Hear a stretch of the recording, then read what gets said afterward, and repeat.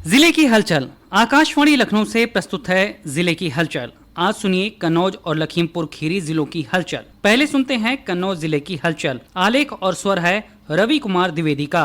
कन्नौज जिले में श्री कृष्ण जन्माष्टमी का पावन पर्व बड़े ही धूमधाम के साथ मनाया गया। 2 दिवसीय पर्व को लेकर चहुं धार्मिक व सांस्कृतिक कार्यक्रमों की होड़ लगी रही। धार्मिक स्थलों सहित घर घर भगवान राधा कृष्ण की भव्य और दिव्य झांकियां सजाई गईं। झांकी सजाने की खातिर बाजारों में 4 दिनों तक लोगों की भारी भीड़ जुटी। बाजार में खिलौने, झूला परिधान, फल फूल, मिष्ठान, मेवा, विद्युत झालरें और फूल लड़ियों की खूब खरीदारी हुई। धार्मिक श्रद्धा भाव और आस्था से ओतप्रोत भक्तगण उत्सुकता के साथ भगवान कृष्ण के जन्मोत्सव को मनाने में लीन रहे। नगरों से लेकर गांवों तक जन्माष्टमी धूमधाम से मनाई गई। श्रद्धालुओं में अद्भुत और मनमोहक झांकियां देखने के लिए होड़ लगी रही। नंद घर आनंद भयो, जय कन्हैया लाल की, हाथी दीनो घोड़ा दीनो और दीनी पाल की और कृष्ण भक्ति से ओतप्रोत लोक गीतों की मधुर ध्वनियों से वातावरण गुंजायमान रहा। कन्नौज जिले में 78वां स्वतंत्रता दिवस बड़े ही हर्षोल्लास के साथ मनाया गया। सुबह 8 बजे समस्त सरकारी व गैर सरकारी भवनों पर राष्ट्रीय ध्वज फहराया गया। साथ ही राष्ट्रीय गान एवं प्रतिज्ञा वाचन भी हुआ। इस अवसर पर सरकारी कार्यालयों व शिक्षण संस्थाओं में बृहद वृक्षारोपण हुआ। राज्य मंत्री स्वतंत्र प्रभार असीम अरोड़ ने कलेक्ट्रेट में झंडा फहराने के बाद जनपद वासियों को शुभकामनाएं दी और स्वतंत्रता संग्राम सेनानियों के परिजनों को सम्मानित किया। उन्होंने कहा कि राष्ट्रीय एकता, अखंडता, पंथ निरपेक्षता, सामाजिक समरसता तथा सांप्रदायिक सौहार्द को और मजबूत बनाने के प्रयास किए जाने चाहिए। तभी समता मूलक समाज की स्थापना का स्वप्न साकार हो सकता है। उन्होंने कहा कि अमर शहीदों की शहादत को कभी भुलाया नहीं जा सकता। इसके बाद स्वच्छता और वृक्षारोपण की शपथ दिलाई गई। स्वतंत्रता दिवस पर जिले के अधिकांश शिक्षण संस्थान व सरकारी कार्यालय राष्ट्रीय ध्वज के अनुरूप रंगों की रोशनी से जगमग नजर आए।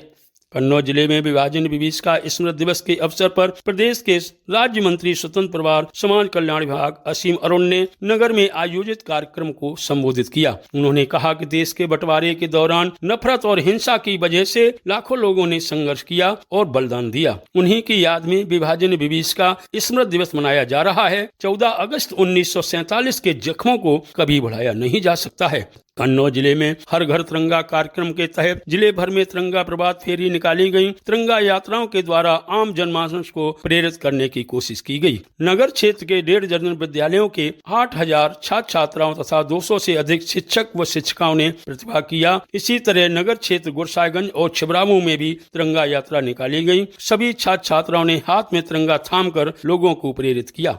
कन्नौज जिले के ऐतिहासिक सिद्धपीठ बाबा गौरी शंकर मंदिर में सावन भर शिव भक्तों और कांवरियों की भारी भीड़ जुटी। दूर दूर से शिव भक्त दर्शन को यहां पहुंचे। सुबह तड़के गंगा के महादेवी तट पर गंगा स्नान कर कांवरियों ने ऐतिहासिक सिद्धपीठ में अद्भुत गौरी मुखी स्वयंभू शिवलिंग का जलाभिषेक किया। पंक्तिबद्ध शिव भक्तों ने बारी बारी से बाबा के दर्शन कर बेल पत्र, धतूरा, फल फूल, मिष्ठान एवं सुगंधित द्रव्यों से पूजा अर्चना की। दूध, दही, घी, शहद, गन्ना रस और पंचामृत के द्वारा रुद्राभिषेक भी हुए। रंग रोगन के साथ विद्युत झालरों और फूलों की लड़ियों से सजा समरा सिद्धपीठ घंटा, शंख की ध्वनि और हर हर महादेव के जयकारों से सावन भर गुंजायमान रहा। प्रशासन की ओर से सुरक्षा के कड़े इंतजाम किए गए थे। इसके बाद 2 दिवसीय वार्षिकोत्सव में बाबा के अद्भुत श्रृंगार को देखने के लिए भक्तों और श्रद्धालुओं की भारी भीड़ जुटी। गैर प्रांतों के शिल्पकारों द्वारा सजाई गई बाबा की भव्य और दिव्य मनमोहक झांकी लोगों के मन को खूब भाई।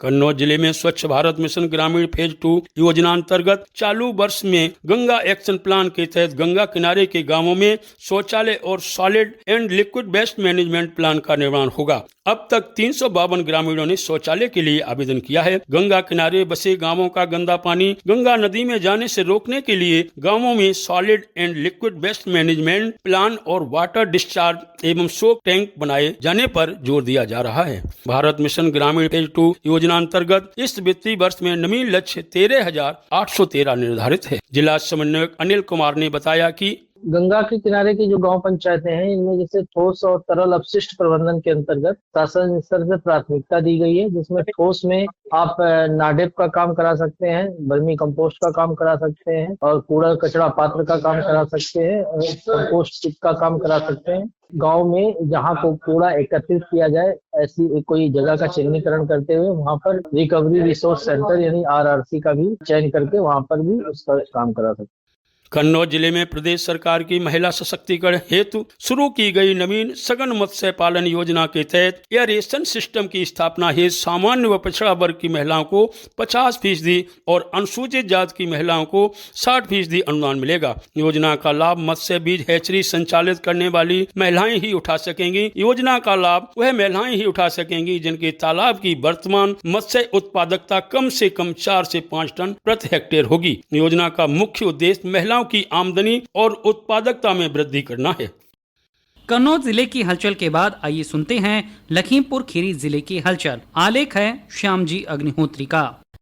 खीरी जनपद में मौसम के साथ साथ नदियों का भी जलस्तर घटता बढ़ता नजर आ रहा है। शारदा, घाघरा, मोहाना नदियों के बाढ़ और कटान के कारण जिले की काफी आबादी प्रभावित देखी जा रही है। अतरिया क्रॉसिंग के पास बाढ़ में बही रेलवे लाइन को जल्द से जल्द शुरू करने के लिए मरम्मत का काम काफी तेजी से चल रहा है। भीरा पलिया नेशनल हाईवे पर शारदा नदी के तेज बहाव के कारण प्रशासन ने सुरक्षा के दृष्टिकोण से अग्रिम आदेशों तक इस मार्ग पर आवागमन बंद रखा है। जनपद के अलग अलग इलाकों के कई गांव कटान से प्रभावित देखे जा रहे हैं। 1 दर्जन से ज्यादा मकान शारदा, घाघरा, मोहाना आदि नदियों में समा चुके हैं।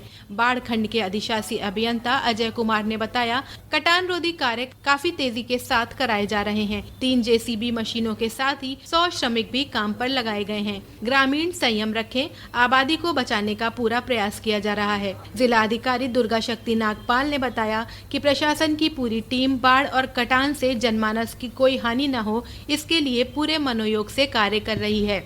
प्रदेश के कैबिनेट मंत्री आशीष पटेल ने जिले के प्रभारी होने के नाते कलेक्ट्रेट सभागार में जनपद स्तरीय अधिकारियों, जनप्रतिनिधियों के साथ केंद्र व राज्य सरकार की योजनाओं की प्रगति की गहन समीक्षा की एवं संबंधित को जरूरी दिशा निर्देश भी दिए। जिला अधिकारी दुर्गा शक्ति नागपाल ने बताया कि प्रधानमंत्री आवास योजना ग्रामीण भारत सरकार की एक महत्वपूर्ण योजना है। उन्होंने बताया कि आवास विहीन परिवारों को छत उपलब्ध कराने के लिए प्रधानमंत्री आवास प्लस योजना को 5 वर्ष के लिए विस्तार दिया गया है। अब 2024-25 से 2028-29 तक के लिए पात्रों को चयनित कर उन्हें आवास बनाने के लिए सहायता धनराशि प्रदान की जाएगी। सर्वे के लिए जिले की 1164 ग्राम पंचायतों में फिर से कार्य प्रारंभ हो गया है। इसमें विशेष रूप से ये भी ध्यान रखा गया है कि जिन पात्रों को 2018 की सूची में किन्हीं कारणों से आवास नहीं मिल पाया था, उन्हें भी इस नई सूची में शामिल किया जाए।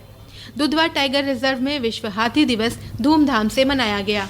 नेपाल के हाथियों सहित भारत के हाथियों को भी दुधवा के जंगल काफी रास आ रहे हैं। लखीमपुर, बहराइच, पीलीभीत के जंगलों में हाथियों की बढ़ती संख्या को देखते हुए भारत सरकार ने तीनों जिलों के जंगलों को जोड़कर दुधवा टाइगर रिजर्व को देश का 33वां तथा उत्तर प्रदेश का पहला एलिफेंट कॉरिडोर घोषित कर दिया है। दुधवा के उप निदेशक रंगाराजू टी ने जंगलों में हाथियों के महत्व को बताते हुए कहा, हमारा हाथी लोग फॉरेस्ट इकोसिस्टम का इंजीनियरिंग तरफ में वो सही करके दूसरी जानवर लोग को खाना खाने के लिए, रहने के लिए जगह बनाता है। इसलिए हाथी दिवस पूरा विश्व में बनाया जा रही है। और दुधवा टाइगर रिजर्व में हमारा कैंप हाथी है, 25 हाथी है। 25 हाथी हमारा दुधवा टाइगर रिजर्व का फाउंडेशन तरफ में काम करता है। टूरिज्म से लेके मॉनिटरिंग, बहुत सारा मैनेजमेंट, ये हैबिटेट मैनेजमेंट, वाटर मैनेजमेंट, सब तरीका ये यूज करता है। मानव वन्य जीव संघर्ष की घटनाओं को देखते हुए सभी चिंतित हैं। इसी क्रम में 28 अगस्त को प्रदेश सरकार के राज्य मंत्री स्वतंत्र प्रभार वन्य जंतु पर्यावरण उद्यान मंत्री डॉक्टर अरुण कुमार सक्सेना ने लखीमपुर आकर वन अधिकारियों एवं जन प्रतिनिधियों के साथ संवाद स्थापित किया। उन्होंने कहा कि वन्य जीव संघर्ष के विराम हेतु आधुनिक तकनीक की मदद ली जाएगी। जनमानस से सहयोग की भी अपील की गई है। फिलहाल एक और जहाँ आए दिन मानव वन्य जीव संघर्ष की घटनाओं से शासन, प्रशासन व वन्य जीव प्रेमी काफी परेशान हैं, वहीं दूसरी ओर दुर्लभ जानवरों की लगातार बढ़ती संख्या से भी सभी में खुशी की लहर देखने को मिल रही है। ये था आकाशवाणी लखनऊ के क्षेत्रीय समाचार एकांश द्वारा प्रस्तुत जिले की हलचल का आज का अंक।